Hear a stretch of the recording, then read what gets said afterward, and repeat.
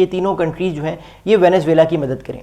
अब क्या मदद की रिक्वेस्ट की है वो मैं आपको बताता हूँ, फिर हम ये चीज़ को देखेंगे कि ये मदद कैसे हो सकती है। क्या निकोलस मदुरो के पास कोई आखिरी ऑप्शन है अपने आप को रेजीम में वापस रखने का, अपने आप को बचाने का? फिर हम इस चीज़ को कंक्लूड करेंगे और मैं आपके सवालात के जवाब दूंगा। बात ये है कि अभी रिसेंटली कुछ डॉक्यूमेंट्स हमारे पास आए हैं डिफरेंट सोर्सेज की तरफ से कि Maduro has prepared a letter to Chinese president Xi Jinping asking for expanded military cooperation between the two countries to track the escalation between the United States and Venezuela. In the letter, Maduro asked the Chinese president to speed up the production of radars by Chinese companies to strengthen Venezuela defense capabilities. अब Venezuela की government खासतौर पे Maduro ने Nicolas Maduro साहब ने request की है China के प्रेसिडेंट शी जिनपिंग से और चाइनीज गवर्नमेंट से, वो रिक्वेस्ट करने वाले हैं या कर चुके हैं कि चाइना जो रेडार प्रोवाइड कर रहा है डिफेंस के लिए, रेडार जो चाइना के रेडार हैं उन रेडार्स को जल्दी से जल्दी प्रोड्यूस किया जाए और वेनेजुएला को ट्रांसफ़र किया जाए, ताकि वेनेजुएला के रेडार्स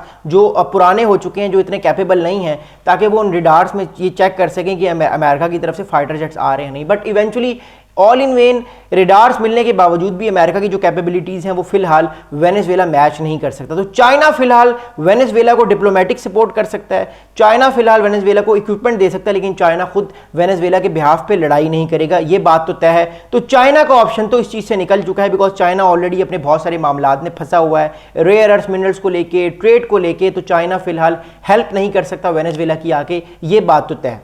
अगली बात सुनेगा, अब वेनेजुएला के प्रेसिडेंट निकोलस मदुरो ने रिक्वेस्ट की है ईरान से और रशिया से भी कि वो उनकी हेल्प करें।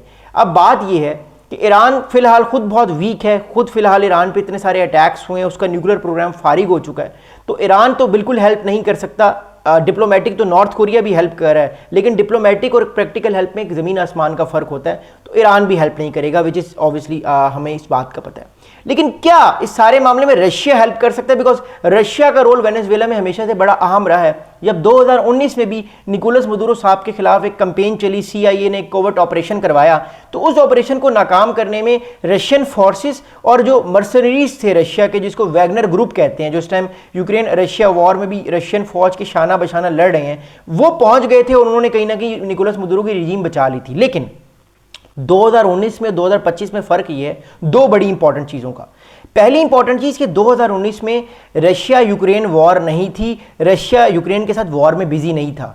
2019 में अमेरिका अपने 10,000 फौजी, 8 aircraft carrier, 10 fighter jets, 1 nuclear submarines और एयरक्राफ्ट कैरियर जो है वो और अपनी फौज को पनामा के पास लेकर भी नहीं आया था। ये दोनों चीज़ें नहीं हुई थी और इस बार ये दोनों चीज़ें हुई हैं। रशिया भी अपनी जंग में बिजी है, जिसकी वजह से बशार अल असद साहब का भी फॉल हुआ, वो उनको भी नहीं बचा सके। हालांकि वो तो मिडिल ईस्ट तो रशिया से लोकेशन वाइज तो बड़ा करीब है, वो नहीं बचा सके उनको, ईरान को भी वो नहीं बचा सकते। तो क्या वो वेनेजुएला को बचा पाएंगे? The simple answer is no.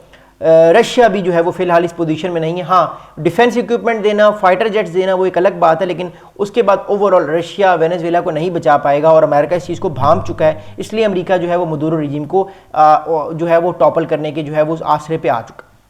अब मैं आपको बताता हूँ कि अमेरिका की स्ट्रेटजी पिछले 2 महीने में रही क्या है।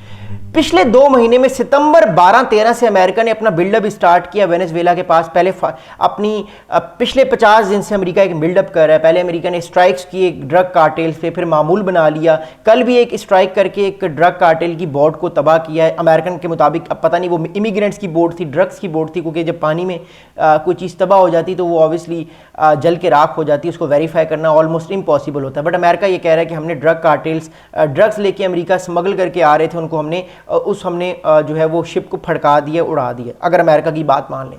अमेरिका की फ़ौज जो है वो पिछले तकरीबन 50 दिन से अमेरिका की नेवी बैठी हुई है, न्यूक्लियर सबमरीन बैठी हुई है, अमेरिका तैयार है, उसको सिर्फ गो अहेड मिलना चाहिए।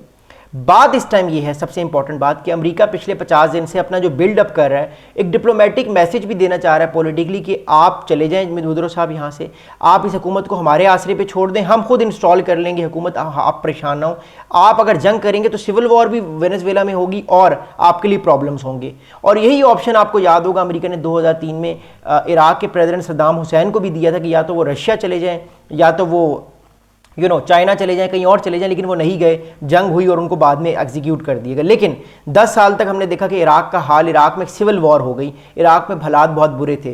तो अगर अमेरिका उस तरह की सिचुएशन नहीं चाहता तो अमेरिका को इवेंचुअली इस रिजीम को बड़े तरीके से टॉपल करना होगा, प्रोटेस्ट इंटरनल ही क्रिएट करने होंगे जो अमेरिका कर सकता है, एक जेन जी का रेवोल्यूशन लाना पड़ेगा जो आ सकता है, और एक क्लैश ऑफ पोलराइजेशन करनी पड़ेगी जो अमेरिका ऑलरेडी कर रहा है। बट इतना आसान नहीं होगा मदुरो रिजीम को प्यार मोहब्बत से जो है वो उनको आप कह सकते हैं कि चेंज करना, बिकॉज उनको चेंज करना इतना आसान नहीं है, बिकॉज वो ऑलरेडी अपनी फौज लेकर आ गए हैं, वो लड़ने के लिए तैयार है। और निकोलस मदुरो को एक बात पता है कि अमेरिका कभी भी अपनी फौज के साथ इन्वेजन कर नहीं सकता, ना करेगा। उसकी वजह यह है कि अमेरिका ऑलरेडी चाइना और रशिया के साथ जंगों में बिजी है, वो कभी भी अपने आप को यहाँ पे बिजी नहीं करेगा। विच डेफिनेटली शोज कि डेफिनेटली अमेरिका जो है वो या तो एयर स्ट्राइक्स करके निकोलस मदुरो को एग्जीक्यूट करेगा ताकि कोई और गवर्नमेंट आए, या तो फिर वो CIA की मदद से उनको अरेस्ट करवा के जो है वो अमेरिका भिजवाएगा या उनको एग्जीक्यूट करवाया जाएगा। कोई ऐसा काम करवाया जाएगा जिससे अमेरिका खुद डायरेक्टली